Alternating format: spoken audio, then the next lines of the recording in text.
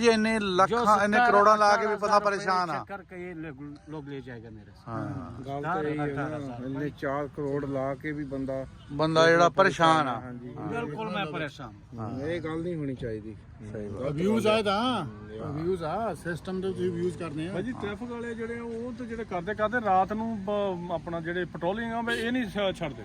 ਅੱਛਾ ਇਹ ਵੀ ਬਹੁਤ ਤੰਗ ਕਰਦੇ। भाई रात तकरीबन 2 बजे थे जनावाला चौक में जो टोल प्लाजा कर ये चौकी के साथ खड़ा था। बोला था पर्चा करना है या 10,000 रुपए दे दो।